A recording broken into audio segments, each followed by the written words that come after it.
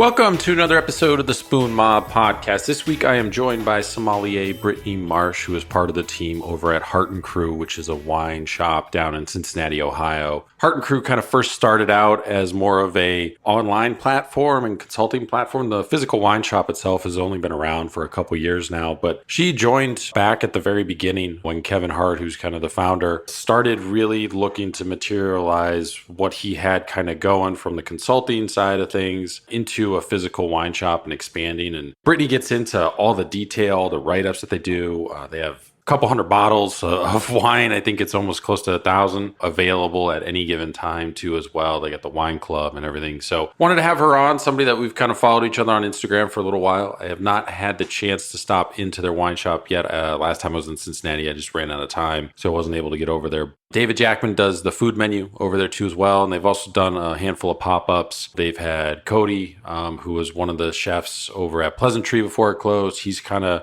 done some stuff with David Jackman and Wild Weed, and he's done his own pop-ups. I mean, he's kind of bounced around a little bit. He's in the Cincinnati area. He's done some pop-up dinners there. Wild Weed's done some stuff, so they've done some tasting events there too as well. So it's a really cool place. It's just kind of another one of these great independent wine shops that has kind of their own focus. You don't have 10, 20 wine shops that are all doing the same thing in Cincinnati. Everybody's different. It's like the bakery scene. Like everybody has a different specialty too as well. So it's just really awesome to see kind of things expand. And Cincinnati's got some great wine places, great bakeries, great restaurants. So it's a pretty underrated food city, and it's only an hour and a half from Columbus or so, another hour and a half from Louisville, maybe like an hour from Dayton. So it's really easy to get to if you're kind of in the general vicinity, even by car, like not too difficult. And navigating around too is pretty easy too as well. Downtown within the OTR, Walnut Hills, it's all kind of situated relatively easily to move about. Make sure to follow Brittany on Instagram. She's got a couple different profiles at B_Rit, so BEE_RIT. That's kind of the one that she does with all the wine focused items. She also does Instagram account that is just kind of photography around Cincinnati. So that's at Persistently Roaming. You can also follow her wine tasting group that she has in the Cincinnati area if you're into wine,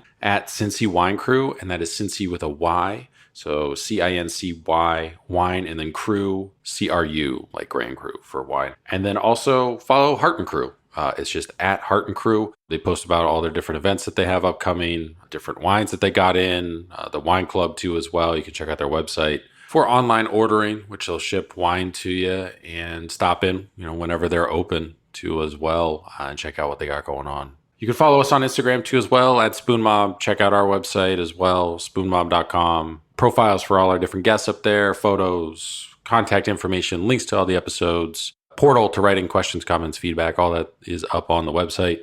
And then make sure to follow, subscribe to the podcast, whatever platform that you use. All new episodes drop straight in your feed, come out Thursdays. We do some mini update episodes with returning guests. Those usually drop on a Tuesday. We got a couple of those upcoming too as well, so be on the lookout for those. You can also check out our YouTube channel if YouTube's kind of your preferred method to consume podcasts. We put all the episodes up there just a week after they debut on the podcast platforms. Just different metric systems. It's just easier to keep track that way for me. But without any further delays, here's my conversation with Sommelier Brittany Marsh, who you can find over at Hart & Crew in Cincinnati, Ohio. Cool. Thanks again for coming on the podcast and taking some time out of your day to jump on here and chat about your career and wine and everything. So I know you're over at Hart & Crew, which is a wine shop in Cincinnati. Cincinnati has a lot of independent wine shops. I think probably more on the way, or it always seems like there's another one kind of popping up or somebody doing something pretty interesting down there. We have a handful here in Columbus. I think that's probably really just because there's no big box retailer anymore. I mean, Jungle Gyms, I guess, but I don't know, they only have 2 locations. So I wouldn't quantify them as like a big box retailer, like a Total Wine or something like that. But I want to get into kind of what you're doing at Hart & Crew. I've actually been with Hart & Crew since 2019, like long before the bottle shop opened and the wine bar.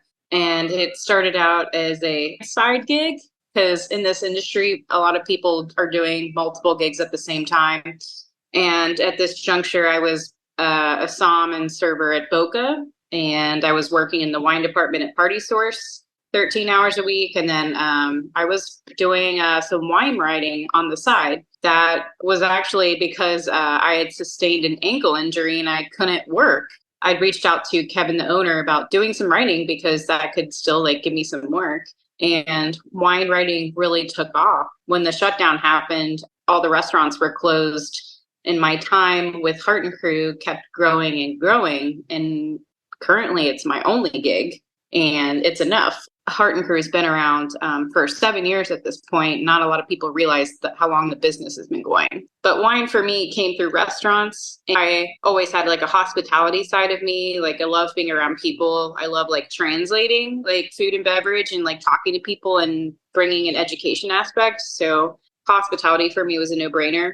It really started in coffee shops, being a barista, bartending. And when I started doing like restaurants, I was working for Hideki Harada at Kaze Restaurant many years ago. And that was like my first, not only management job, but first like wine buyer position. I worked with a woman, longtime Cincinnati somm named Jordan Patton, who is not in the industry anymore, but she was a role model for me. This is at a time and there just weren't a lot of women in the Cincinnati wine scene, and just like seeing a person as a role model who was really intelligent and who could show me that, hey, you can sell wine to people and still make it approachable. You don't have to be like the quintessential stuffy somm. Also, this disarming quality about you too, that was really inspiring to me. And I was like, I want to be like that. I dove headfirst into as many wine books as I could get my hands on. I started studying through the court. I took several exams and haven't looked back since. I've got to work with a lot of talented chefs, like some of the best the city has to offer. I worked for Jean Robert, the late Jean Robert at Restaurant L. That was a job that really I took a lot away from in regards to service and taking care of people.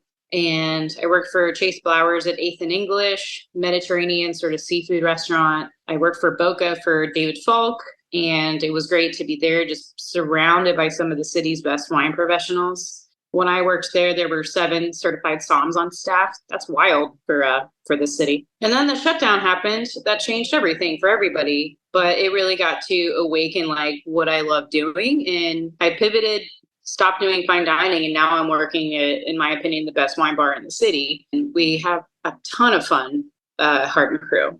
Because you went to the University of Cincinnati, right? And I think majored in Spanish? Yeah. You wind up in restaurants and, like you said before that, kind of coffee shops. But where were you kind of headed with Spanish? You mentioned education. So was that teaching? Where were you kind of headed before restaurants and everything?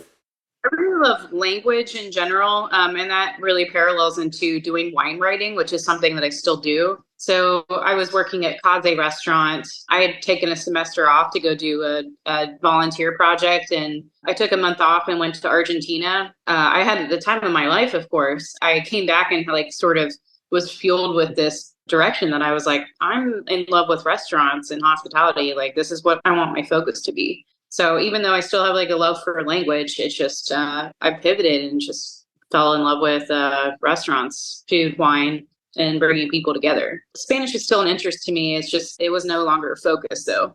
When you come back kind of from your trip, you start getting into restaurants. Like you said, you were working at Kaze for a long period of time, wine director there too, right? A couple other places too. Kind of through that timeline, did you always think that you were going to be in restaurants? Like right up until the pandemic happened, but you were kind of like, I'm always going to be in restaurants. This is kind of my path.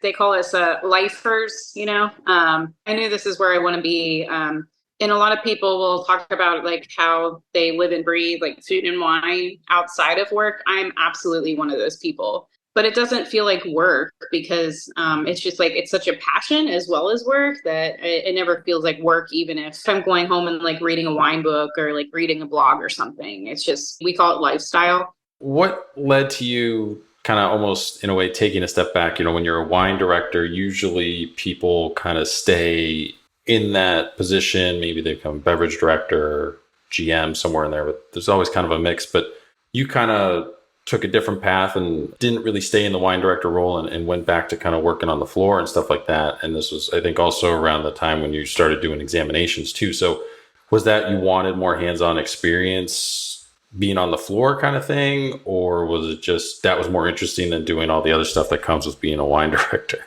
I think many people know that when they take on a manager position, it's more hours. I knew that for me, I wanted to spend more of my hours studying outside of work for these exams versus more times at work. And honestly, I've been in positions where I have power. I know that that's not necessarily me where I want a position of power. It's just not my thing. I'd much rather I might be one to educate staff, something like that. That's where I love using the sort of knowledge as power sort of thing. I love using education as a tool in hospitality, like teaching people at the table about wine. That's a huge passion for me. But I just found out that being in management as a role of power was just not something that really drew me in. At Hart and Crew, we're a team of 7 people, including Kevin, the owner. I mean, we're super small, and we talk about this often that we're all managers. We all have our niche, something we bring to the table. And it surprises people sometimes that I'm not necessarily the tasting room manager or something like that. And that's perfectly fine with me. So when you start getting into exams, I think 2017, you passed the certified sommelier exam with CMS, the Quartermaster Sommeliers. So how did you kind of first find out about exams, and what kind of made you want to kind of go down that path? There was a period of time where I felt like as a woman, to get noticed, I needed certifications. I decided that I wanted to get as many certifications under my belt as I could. And for me, knowledge is power versus being in a role that has literal power. So I was studying for as many things as I could. I was studying for a sake certification. I didn't end up taking it, but that's okay. I got the certified beer server. I'm still looking into other wine certifications outside the Court of Master Somms. You may have heard of WSET and CSW. Those are still things I'm looking at. But I was really just motivated to be as one of the most knowledgeable people in the city as possible. That really, really motivated me. When you take the exam, what was kind of the most challenging part for you? Was it tasting or theory or service? Service. I love being in front of people and disarming people. So that was something that I felt was easy for me. Even if you're doing the dance during the exam where they're firing questions away at you, I felt comfortable. I feel comfortable blind tasting, even if I get them wrong. My struggle was always theory. So statistics, laws, those kind of things. So I didn't pass the exam on the first time. I took it again the next year, and then I passed all 3. Was there a region within theory that was something that you had to focus on extra? Everybody has that one region that just they love, but then there's also that one region that they hate. Was it Italy, or was it a certain region of France that was just, for whatever reason, you always had to pay extra attention to? Southern Hemisphere in general, and especially being in restaurants that's doing very heavy French and Italian. One, you don't get exposure to Southern Hemisphere wines because they're not as available. And 2, they're just, they're intangible because it's hard to learn about them if you're not drinking them on a regular basis. Another area is Bordeaux. How many months out of the year are you actually drinking Bordeaux and enjoying it? It's just Bordeaux for me is more of an occasion wine, and it's not something I purchase. So learning Bordeaux is learning the different villages and different wine laws. Still something I'm learning. We're always learning. So you mentioned possibly kind of taking some other exams down the road. At that point, you kind of wind up stopping. Was that due to kind of some of the fallout of different scandals with the court that led to you kind of pushing pause on that, or was there a different reason? Actually, the shutdown also had to do with it. It was the shutdown, it was the cheating, it was the sexual assaults. All of those things happened at the same time. I was supposed to take my advanced course, which is part 1 of level 3, the spring of 2020. Naturally, all the exams got canceled, and I never really fought to reschedule it. That was okay with me. And also, I had applied for a scholarship in 2020, and that scholarship essentially paid off my exam. And I was like, I'm just not in a hurry to sign up for this exam again. And yeah, all that sexual assault thing was happening in 2020 as well. And it was part of the Me Too movement. And a lot's happened since then, but I just didn't see myself going back to take that exam again.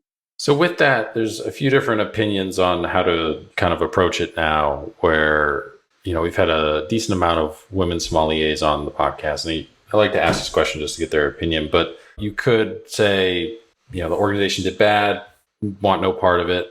There's some that say, you have to be part of the organization to, change from the inside. And then some others have kind of wait and see approach. Like, let's see if they make the change on their own. Maybe I'll come back. What kind of bucket do you kind of feel like you fall into out of those three? I am more a bystander. I would love for them to reform things, and they've been working on it. You may not know this, but there is a woman, Julie Theobald, who is a huge part of the CMS. She lives in Cincinnati. She's reached out a couple times, and I've listened to her a couple times speak about the direction the court has been taking, and that is very important to me. I also come from a position that I run a local wine study group called Cincy Wine Crew. And I think having a position that is supportive of studies in general is important, especially because I believe they're changing. So we have a lot of people that go to this study group who are actively studying. One, I want to be supportive of something I believe in. I believe the CMS is changing. But two, I want to give people a place where they can feel okay that they're studying for a good cause. Like you mentioned, you kind of work at Boca, and at the time there was a bunch of people, certified somms on the floor. Was that kind of the reason why you wanted to work there? For a lot of people, Boca is one of the top restaurants in Cincinnati, has been for a number of years. Was that kind of the reason why you reached out and wanted to go there? Was like, if this is one of the best places, like I want to be surrounded by kind of the best people and see what this is all about? That's funny you say that. I never reached out. They reached out to me like more than once. And I was like, yeah, it's time. Like, I'm going to work at currently the best restaurant in the city. I want to work with the best team. I want to go to work every day and like learn from the people that I'm pouring wine with on the floor. That was important for me. And I felt that. How did they find you? Was it somebody that worked there, knew you and kind of like recommended? There was a woman named Lindsay. She had worked at Boca for several years, and she had seen me work at my previous job, Kaze, and like tried to get me to go work at Boca twice. It didn't work out the first time. It wasn't the right time, but then the second time she got me in. So like at the same time, I think you were also doing some wine sales at the Party Source, right? What all did that job entail? Was that strictly like doing wine sales for different events, or what was that? So it was a sales associate, like retail. And that was important for me because, as you may know, I was in very heavy and like very classic, like French and Italian wine for a long time, which is amazing, but it's limiting. And I wanted to expand my knowledge, and working at Party Source did that. So not only did I get to learn about big box wine and what the average consumer wants, I got my hands a little bit more on like Southern Hemisphere and wines I didn't get to see all the time. So, and producers that weren't available in Ohio either. But I worked for Party Source on a part-time level for almost 4 years. So when you wind up joining Hart and Crew, I think it's like 2019 or so, what is the early iterations? My understanding was it was kind of like a concierge service almost, is kind of how it started before the physical wine shop opened, because the physical wine shop's only a year or two old. It's pretty young in terms of the actual length of time that Hart and Crew has been open. A little background about Kevin to understand how this business got started. Kevin was the beverage director for Boca Restaurant Group for many, many years, really helped put a direction with the wine program. He also was a huge major part in getting Winecraft going. He worked for Winecraft, a local importer, for many years and really got Winecraft going. And in the meantime was really forging these connections with local restaurants and bar programs because he was selling them wine. When he left Winecraft, he started Hart and Crew in 2015. He started a wine club right away, and he was doing this concierge service, like you said. He was doing events, like little pop-ups. Like he'd go to Washington Park and just have a bunch of wine open and pour for people. He would sell retail at the same day at the event. But his whole direction has always been like the European classics, like the small producers. And then he would do private things too, like private sales. He would get allocated wine in. He would have a client base where he would sell this wine via email, etc. And then he would do a lot of consulting. He would write wine programs, like wrote wine lists for like Ghost Baby, things like that, like back when they first opened. He would do staff educations all over the city. He also do cellar work. So he'd go to somebody's home, bin their cellar for them, organize their cellar, sell wine for people who were like liquidating their cellar. So he just had his hands in all these different things that he was passionate about and that he was knowledgeable in. So that's how we got off the ground with that. Wine Club was really a focus for him. When I came along, I was writing blogs for his website. I would do these things called grower stories. I would do product writing for his website. So if you go on the website, there's no copy and paste. It's all custom writing we do in-house. And believe it or not, there's over 700 bottles on our website right now that all have custom writing. It's all done in-house.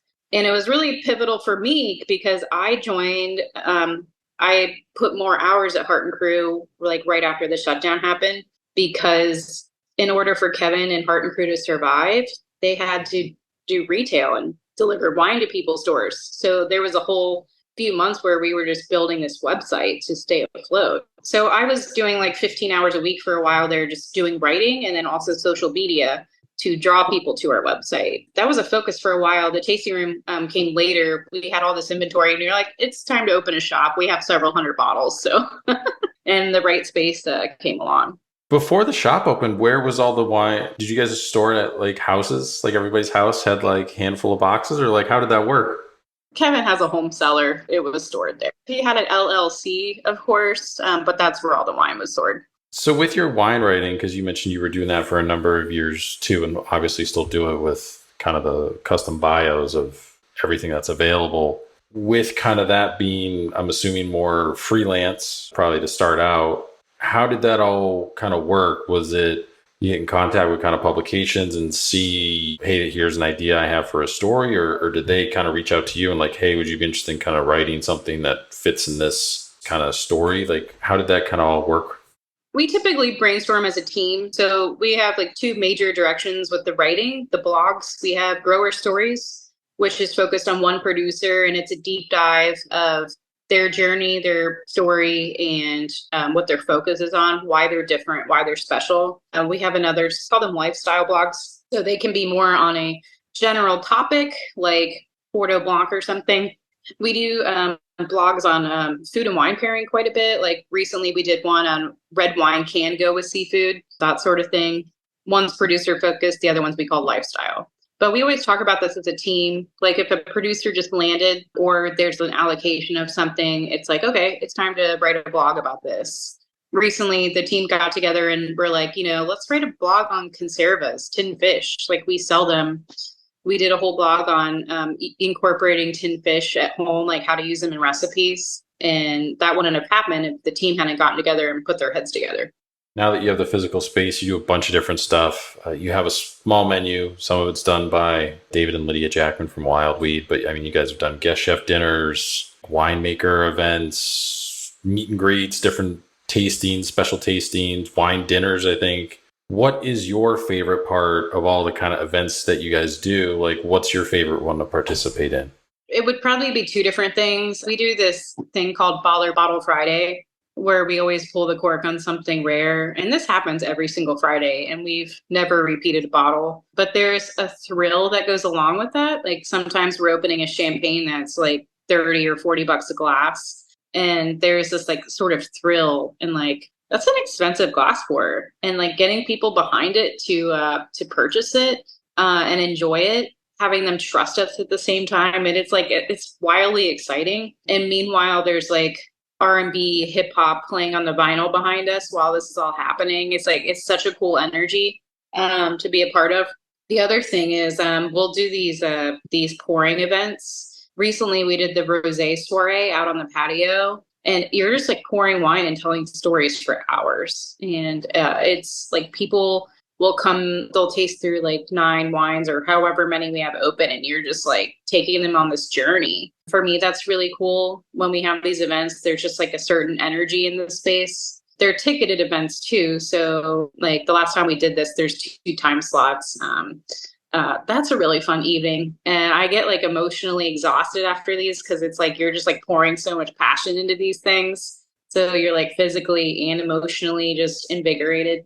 Part of the byline of Hart and Crew, it says concierge style service focused on selling artisanal wine. So what exactly is an artisanal wine for you guys? Like define that.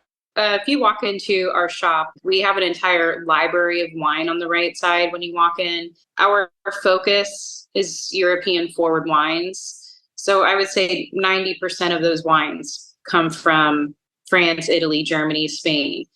The other 10%, Portugal, maybe. But we do some West Coast wines too. So the West Coast wines that we do are European inspired. We're always about celebrating the small producers. That's always been a focus for Kevin. So you're not going to find these in a grocery store, right? These are really special farmers who are doing something small. But we talk about farming a lot because these are not just winemakers. These are people who literally have their hands on the fruit who are farming. So we talk about that quite a bit. And it's a focus for us. And to piggyback off of that, like everything else we do, whether it's Noble Rot magazines or the Cartelier de Luc corkscrews that we do, the olive oils that we sell, like these are all small production things that are like curated. That's a huge focus for us. With there being so many kind of wine shops, I mean, Cincinnati's got a handful. We have some in Columbus. Dayton's got a couple here or there. And then once you get across the border into Kentucky, it kind of becomes a little bit more of I feel like almost like a Wild West thing. Like, I mean, you got big box like places that are within an hour's drive, like just outside Louisville, stuff like that. So what kind of makes Hart and Crew different than all the other surrounding wine shops? Like, you mentioned that there's 7 people, you guys are kind of focusing on small producers and kind of the old world style, but what kind of makes you guys different when you look at everybody else around you? A huge thing of what we do and is a huge takeaway for me is storytelling. That's what we do. If I pour you a glass of wine and you want to know more about the wine, I'm going to tell you about the person that made this wine and their story and what region they come from. Like right now we're pouring Chucalina by the glass, which is like spritzy wine from Basque Country in Spain.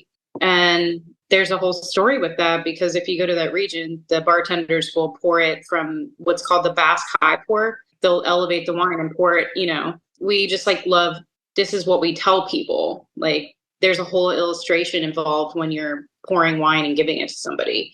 There's no reason to compare us to other places. Like that's just what we do. But stories are front and center for us. So we love talking about this other producer, Elisabetta Fagioli. She's from Montanidoli in Tuscany. But we have nicknamed her wine Grandma Juice because she's in her 80s and still making wine. Like these are things that we say whenever we bring wine to somebody. That's what we do. With all this kind of storytelling that you guys do, I'm assuming there's a lot of research that goes on behind the scenes to do all that. As you mentioned, with kind of the writing for each individual bottle that's available. How difficult and challenging is that where a lot of these producers are in a different language, possibly their website, right? Like half of the champagne companies, it's a French website, and you can translate it and do that stuff through Google, but it's not exactly always a one-to-one like translation with some of the words. So how time consuming, how difficult is that to do some of this research on some of these places? It takes some time. And it's really important to me to have specs on wines we're pouring by the glass on our website because our website, yes, it's a business and we're a retail site, but also it's a learning tool for our entire team. It's really nice for them to go into our glass wars and be able to research a bottle without having to go look for the producer website. Yeah, it's challenging. There's some times where I've finished a day of writing and I'm like, oh my God, my brain is exhausted because I just like tried to sift through like 4 different languages in the past few hours and trying to translate to the best of the winemaker. Like I DM winemakers on our Instagram all the time. I'm like, hey, I can't find this. Can you help me? And then there's a language barrier as you're, trying to talk to a Spanish winemaker and they're not quite sure what you mean. And it's a whole thing. Yeah, there's a lot of language, but it's fun. So when like a bottle is sold out or discontinued for the rest of the year, there's no more. When you guys take it off the website, does it just kind of go in like an archive and you still have like all the write up and stuff? So next year, as long as they come out with something, like you can kind of go back and reference it and not have to like redo the entire thing. Exactly. That makes a funny point though. Like vintage is so relevant. I mean, we're working with small producers all the time who they might change up completely like what they did vintage to vintage on the same wine. They might work with a different grower. They might change up the blend.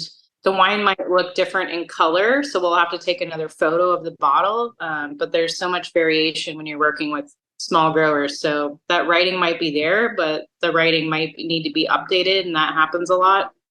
So with kind of customers that come in, not everybody's going to be super into wine, right? Like it's probably, you get people that come in that are just casual wine enthusiasts. Maybe they're just looking for something they don't even know what. How do you kind of approach a customer like that who maybe doesn't have super in-depth knowledge and kind of walk them through what they're kind of looking for? This is my favorite part. I love the disarming part because for me, it's so fun because I went from going like fine dining and wearing a uniform work to working in a wine shop that's, blaring D'Angelo in the background.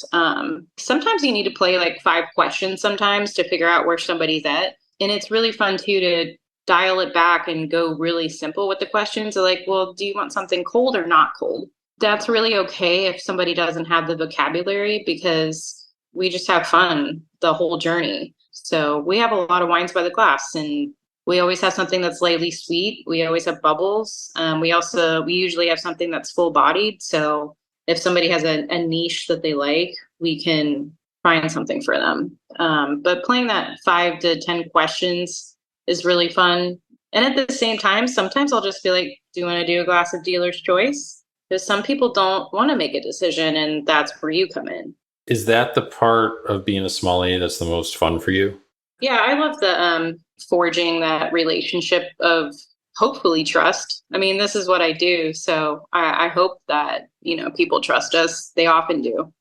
With having as many available selections as you guys do at the shop there, is there anything that you think or feel is underrated or lesser known, whether it's a wine region or a grape varietal that you think deserves more attention, like you wish people kind of knew about it more and like actually sought it out? I'd say Italian whites is a topic. A lot of people ask for Pinot Grigio. It's very, very available, but Italy does hundreds of other white wines. Getting somebody to try something new, and usually food pairing is a good topic for this.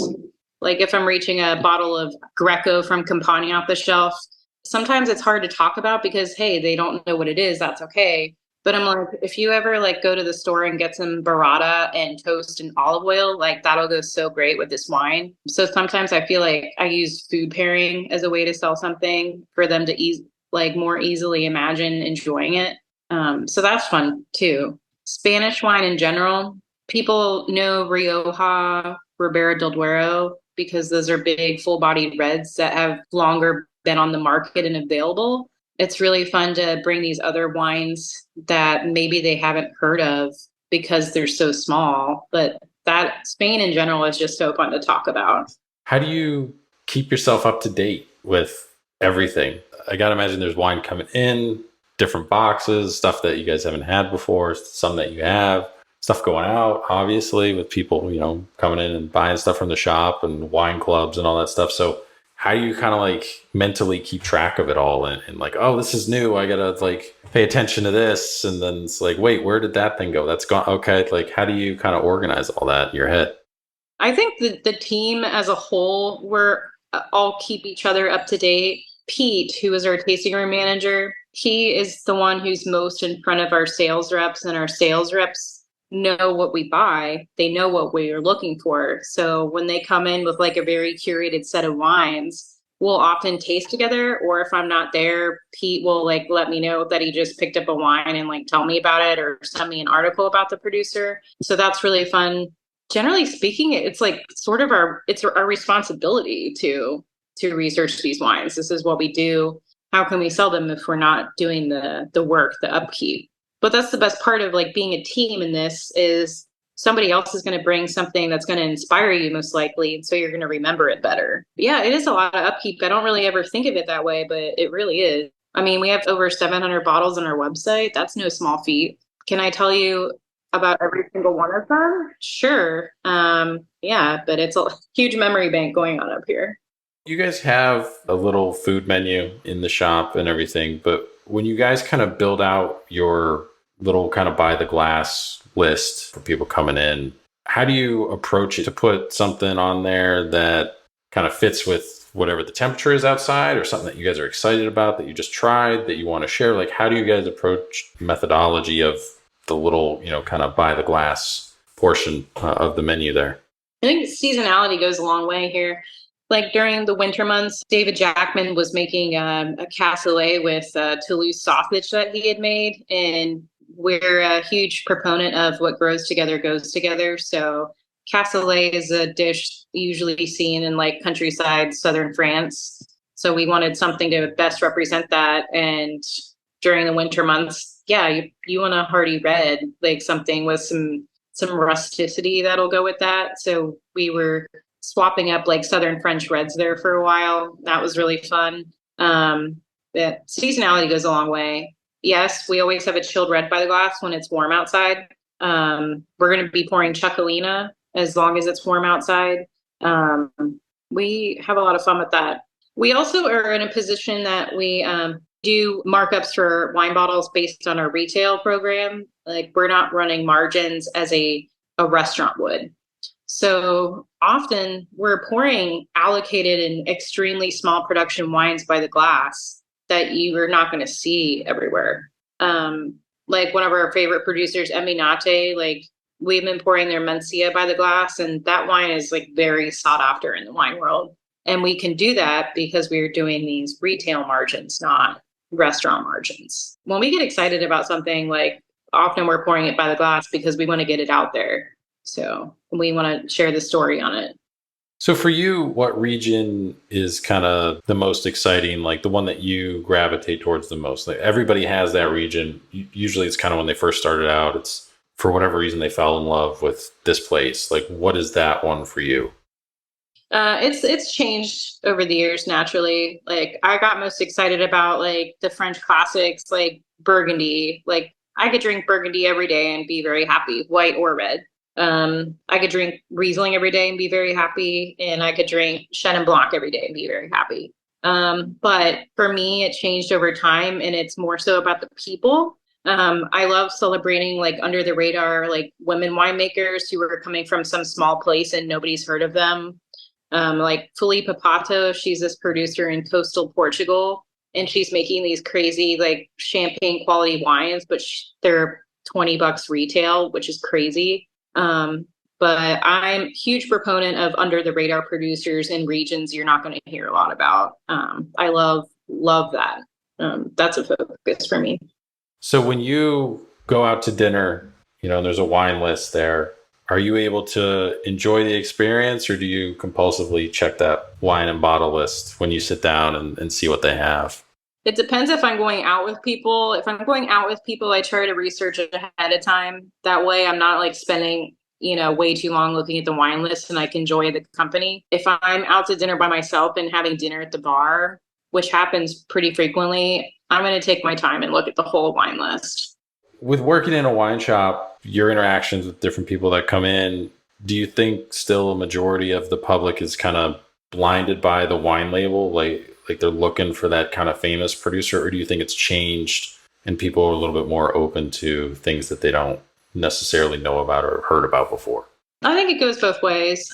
People are comfortable. They like gravitating towards something they've had before, whether it's something they had at a natural wine shop or it's something that they got at Kroger. Like either way, like people are comfortable. In a way, it's up to us to present them other options of things that we love. But at the same time, we have so many people who come in, and I don't take this for granted, but they are trusting and they're like, I really like this producer last time. I liked this bottle. What do you recommend next? And the people are just wildly open. Are there any trends, either good or bad, that you see emerging in the wine industry? I think this is all subjective, but this is a personal question. So I'm going to answer it that way. When it comes to wine faults, this can be a touchy subject at work because everybody has different palates. My palate is more classically trained. Tasting natty wine for me is like it's kind of a novelty experience for me. So I'm like, okay, yeah, I guess I enjoyed that. Do I want a whole glass of it? Maybe not. And I always love trying new things. But at the end of the day, if I'm going to spend my money on something, I'm probably going to go back to something that's a little bit more classic in style. And then talking about wine faults, Pete, who I spend a lot of time around at Hart and Crew, we have wildly different palates. He loves like natural, like very funky, aggressive sort of styles of natural wine. And when we taste them together, we just have wildly different palates, but we can still like give like constructive criticism about the wines. It's good to taste around other people because you're like, okay, well, I know that this wine is not complete shit, but I also respect your opinion. Yeah, tasting together is always fun. It's we rub off on each other a lot, of course. Do you think there's another or a next wine region, to explode that people should kind of be paying attention to, or maybe you guys are already as well? I mean, we've had people kind of suggest, Mexico, the upper kind of peninsula of Michigan, certain areas within the Pacific Northwest that were overshadowed by like Pinot Noir, larger producers and stuff like that. Is there something that you kind of see that you're like, that could be really cool in like 5 years if everything kind of goes right? I have two answers for that for Hart and Crew, and people in the natural wine world in general. I think people need to pay more attention to Portugal. Our owner Kevin just got back from Lisbon, and he was very inspired by his travels. Not to mention the quality and the value that's coming out of Portugal right now is crazy. So people definitely need to be paying attention to that. It's funny you mentioned Michigan because I was actually in Michigan wine country for the first time recently, and I was wildly inspired. I was reading an article on Food and Wine website, and it was about basically road trips to wine country that weren't necessarily California, and it was talking about like all these places in Michigan, and I had this realization that I could drive there from here, and so I took a road trip based around going to Michigan, and I went up to Traverse City. I visited several wineries, and I did not know that Michigan was making that kind of wine.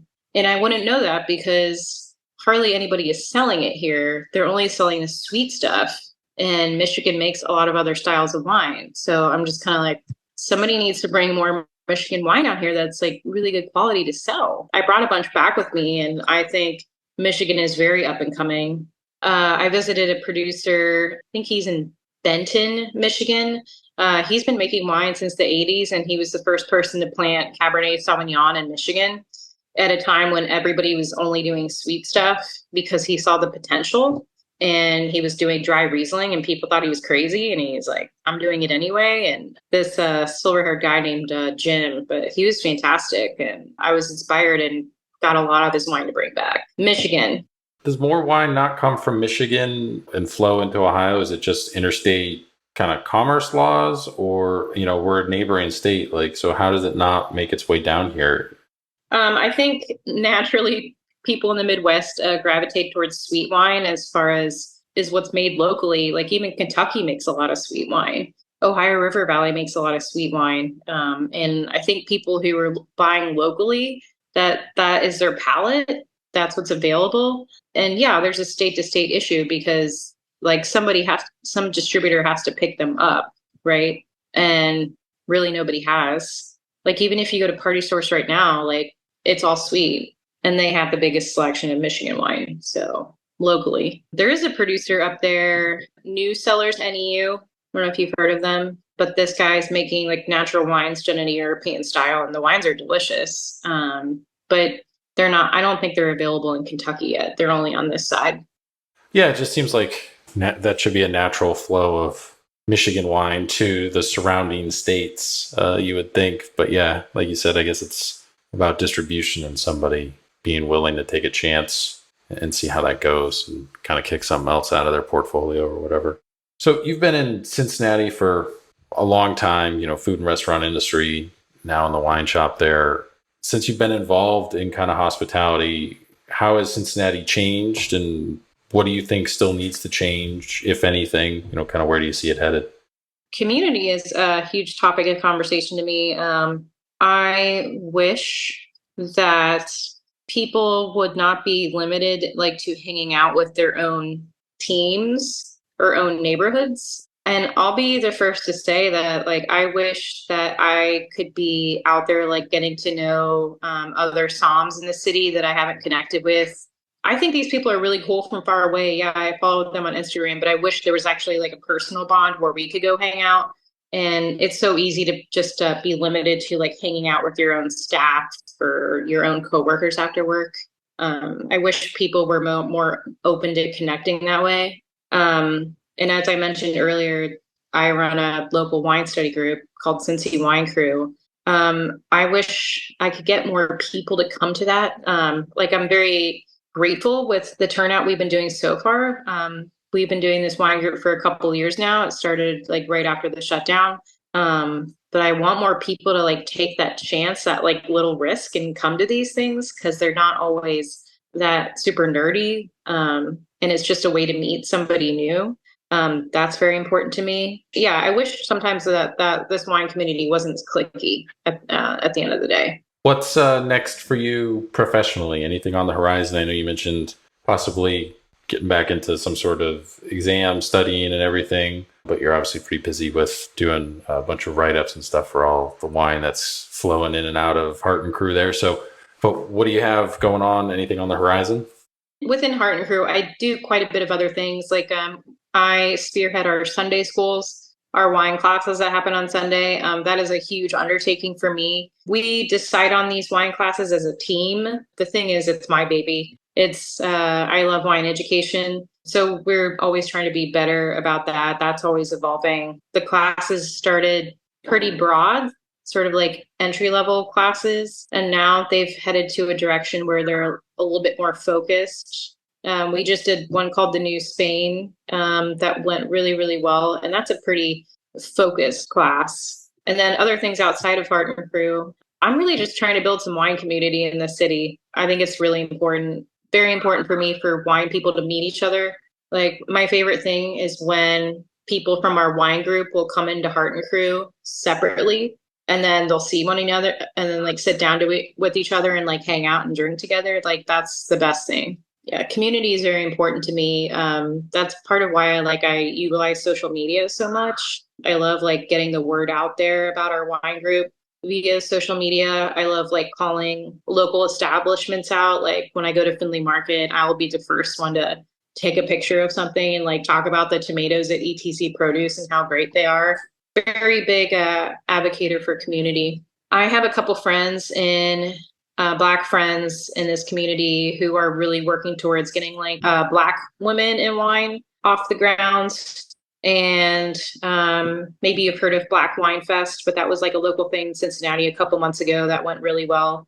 It's really nice to see my friends like working in this direction to like make sure Black people are represented. And that's been really cool for me to watch from afar that my friends are doing these really cool things. Community in general, huge focus. So this next question comes from David Nilsson, who's a previous guest on the podcast. He's an advanced Cicerone, also hosts a podcast, Bean to Barstool, that's focused on bean to bar chocolate and beer and pairing the two together, and also has a magazine that he's publishing too. So he left behind a question for you. If you found out tomorrow your current career was no longer viable, ceased to exist, what would you pivot to? Yeah, I would probably dive first into having a food and cooking blog. I'd probably write some cookbooks and probably embrace writing a lot more. I have a dream that I would love to publish some books regarding food writing. I love hearing people's stories about like their food memories as a child, or I have a lot of food writing books. They really inspire me. So probably be a couple different directions for me. What's a question you want to leave behind for the next guest? Can be anything. What is an important food memory to you, positive or negative? Next question after that comes from one of our listeners. They wrote in, what's one woman-owned or woman-made wine that you'd recommend? This is a double-edged sword because a lot of the women winemakers that I really love are usually small production and hard to get a hold of. I have to recommend two here just because I have a very personal connection with one of them. In 2019, I did Harvest in Barolo in Italy, and I worked for a woman named Chiara Boschis. She's winemaker for E Pira. She makes Barolo, and I quickly realized like she is one of the best winemakers in Italy right now. She's in her 60s and making world-class Nebbiolo in the foothills of the Alps. And I was very blessed to work with her. And at the same time, her wines are hard to get a hold of, but they're available. Yeah, she makes Longo Nebbiolo, Barbera, Dolcetto, and Barolo.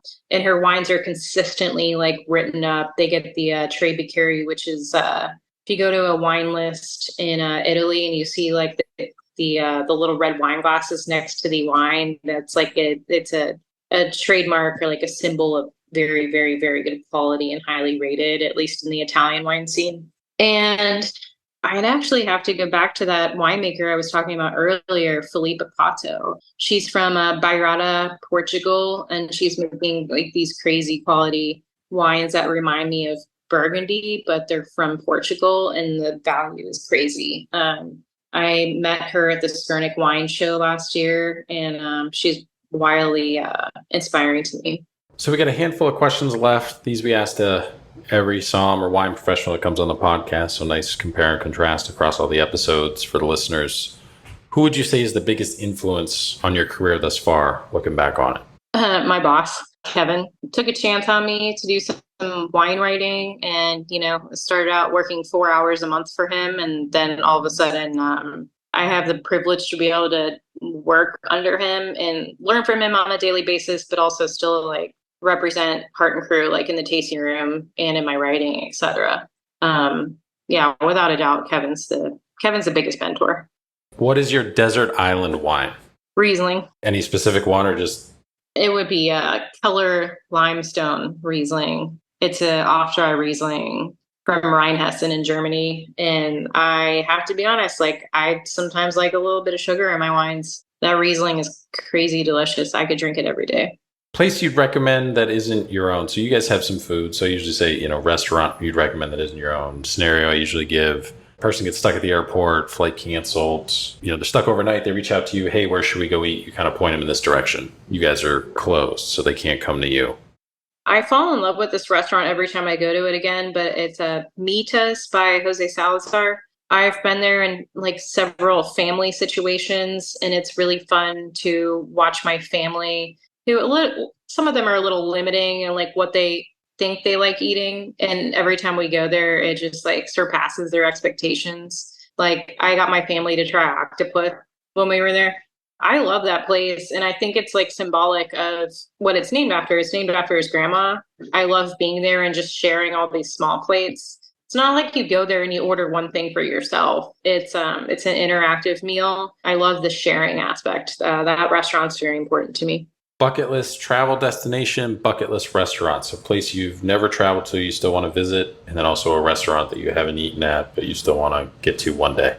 I've been meaning to make it over to Conservas in Ludlow, Kentucky. They're a Spanish restaurant that focus on like coastal. They obviously do conservas, so tinned fish, and they have an amazing wine program and sherry that nobody's doing in this city. I've been meaning to make it over there, but it's one of those situations where I work whenever they're open. So it's been on my list for a while. Places to visit. I'm obsessed with Sicily in general and the food culture. I need to make it there very soon. Back when you were working in restaurants, what was the craziest thing you saw happen? When I was working at Kaze Restaurant, this is like 2015 or so, and Vine Street was still like up and coming a little bit, like regaining its like former glory. We had a valet right outside of the restaurant, and there was a shooting that had happened where there was a drive-by and somebody had shot at the cars that were parked in the valet, and it's like daylight, and the people who owned the car were dining on the other side of the window and saw the whole thing happen. And when that happened, there was like an exodus of everybody in the dining room, like leaving. And I was managing that day. That was I would never want to be in that situation ever again. Just managing the chaos of everything that was happening in that moment. And meanwhile, out on the patio, there was a fenced beer garden, and the people who were out there, it was a private party, and there was a lot of locals to downtown on the patio, and they didn't even react. They're just like, oh, it's another day in the neighborhood. Food or drink guilty pleasure? Is there anything, whether it's candy, fast food, some sort of chips or something that is pretty unhealthy for you, but you just can't help yourself? I'm going to quote Julia Child on this. When she was asked her guilty pleasure, she said she has no guilt. I'm going to take her up on that. Pleasures, sure. I don't think I have any guilt either. Mine would probably be like anything creamy, rich, decadent sort of things. I burrata, like mozzarella, buffalo mozzarella. Can't get enough. I'm probably going to eat some after this, actually. So. Wine recommendations. So we broke it into 4 categories. It's $0 to $20 a bottle, 0 to 50, 0 to 100, and then over 100, no limit. 3 of the 4, if they're all under $20, and those are the 3 that you want to recommend for each of those categories, you can. So there's no, you don't have to be close to kind of the maximum number, but this is for kind of people that are drinking wine, that are interested, but maybe don't know what they don't know yet, kind of thing. So these are, what you would recommend, kind of point them to. So we'll start off with $0 to $20 a bottle. What would you kind of recommend for kind of the novice wine drinker starting to kind of get into things? I would say I've talked with a lot of people over the years that are starting from the level of barefoot. And I say it's a level because there's a huge quality. I'm not here to hate on barefoot. Somebody out there is drinking barefoot and they're having the time of their life, but there is a quality thing here that you can easily go to something better quality that is not that. And I would say Moscato d'Asti from Italy, like delicious and fizzy and sweet. And they're almost always under $20. I would say Italian's got a lot to offer because here I am recommending another Italian wine, Chianti Classico, or just Chianti in general. Food friendly, something you can even like have out on a patio with a slight chill on it. Like, and who doesn't like lasagna and pizza? Like, those are 2 things that are like great food pairings with a Chianti. And did you say 3 or 4 bottles that I should recommend? Next category would be 0 to 100. I think everybody needs to try a grower champagne somewhere in their lifetime. So grower champagne would be the way to go. And it's like trying a small production champagne versus a Veuve Clicquot. Nothing wrong with Veuve Clicquot, but it's everywhere. And it's nice to try something from somebody that you don't get to see everywhere and somebody small. More specifically, going to call out like La Hert. They are the first champagne producer that I visited when I was in France several years ago. And they have grower champagne that's cheaper than Veuve Clicquot. Their Brut Nature is on our shelf at $60 right now. So. And then over 100, no real limit. I think it's important to go like classic here because doing something non-classic, it's harder to sell that to somebody who is just really trying to enjoy something. If you're going to spend that much money on something, it should be something you enjoy, not for like a novelty, at least in my opinion. I would say red Burgundy. Red Burgundy like brings me so much pleasure, especially if I'm going to spend that much money on it. When you talk about Burgundy, you talk about producers, not necessarily just like the village or the style. And when you talk about Burgundy, it's like really cool to like talk about the story of that producer. I have a favorite producer, Domaine Darlot. It's like D''Arlot, woman winemaker from Neuilly-Saint-Georges. But she is hands down like one of my most favorite wines I've ever had. Really, really pretty wines. What is one book focused on beverage that you think everyone should read? Oh my God, I can't remember what it's called right now. I've read it so many times that the front cover is not there anymore. It's a book that presents all the different styles of alcohol by chapter and will give them like a history on each of them. Like it'll dive into port and talk about how port was like made it big like all over the world by like traveling via ships. But it's just like it makes alcohol like really fun and approachable and hilarious. I just love that they present everything that way. I can't remember what it's called for the life of me, probably because the front cover's missing. God, if I rediscover that book, I will let you know the title. I'm an Anthony Bourdain fan, but not everybody is or was. If you were, is there a moment, episode, scene that still stands out to you about him? If you weren't, is there somebody else who was on TV? Julia Child, Bobby Flay, Emerald, just somebody you kind of gravitated towards, always kind of paid attention to, when you were coming up through your hospitality career? Anthony Bourdain is actually a major inspiration to me, but it's not just the cooking; it's the getting to know people through food intimately. And he was actually part of a reason I really got into writing in general, like just his way of sharing stories and deep personal connections with people. But I absolutely loved the episode where he went to Sicily and a nonna invited him in. She like fried these really fresh sardines up in a skillet with garlic and chili flake and olive oil. And then there's a moment where they're out on a boat, like getting an octopus, and you see Anthony using a baseball bat to tenderize the octopus on a beach. I was like, oh my God, what is this Sicilian like cuisine? Like, why do I not know about this? And I'm a seafood junkie, and that actually caused me to do some really, really culture and cooking, and I'm obsessed. So he is a huge inspiration in many ways for me. Where can people find you? Social media, website, plug everything.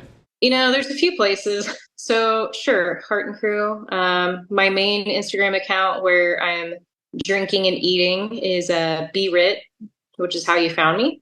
I have another side one that is more for like my urban exploring and hiking, and that's called Persistently Roaming, purely about just like nature and what's surrounding me. And then Cincy Wine Crew is also another Instagram handle.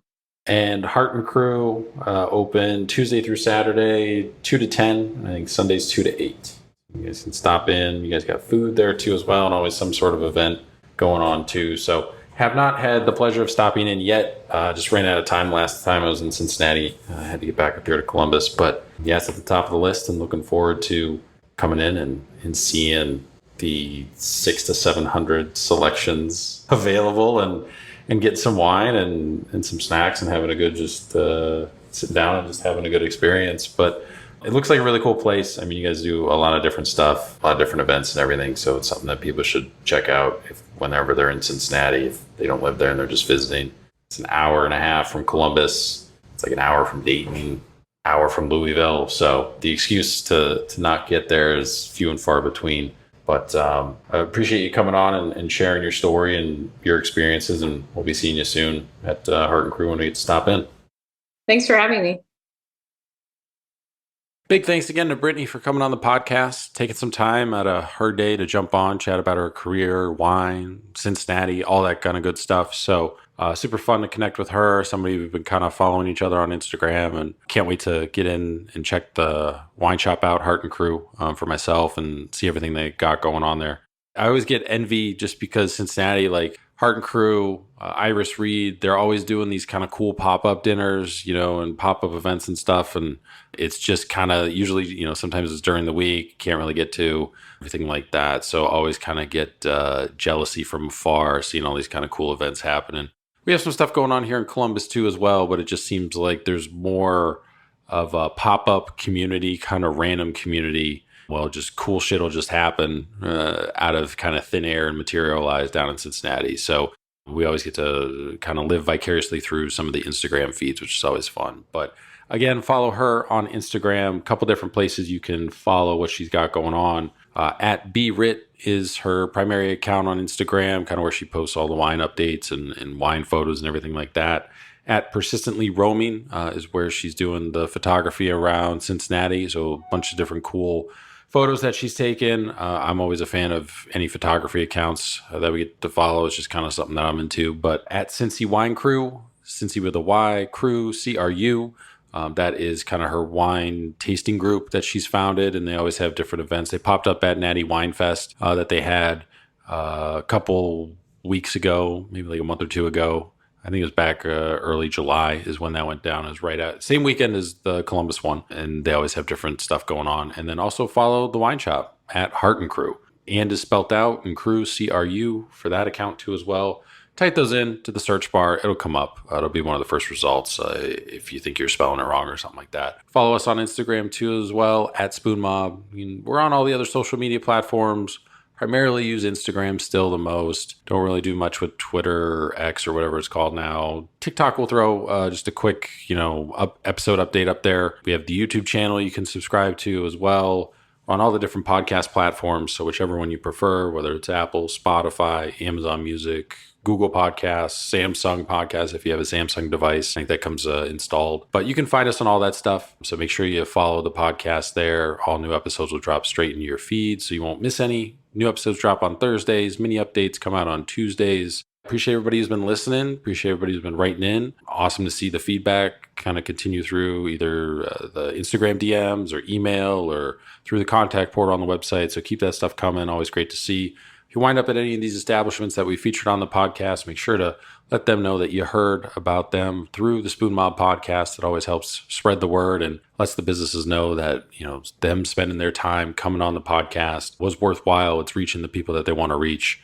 And, that's one way we kind of support our previous guests and upcoming guests too as well, along with sharing whatever new events that they got going on Instagram too as well. We try and reshare as much of that stuff as we can when it comes out and when we see it. But there's just a lot of different things on Instagram. So sometimes we might miss a thing or two. But yeah, try and support everybody as much as we can.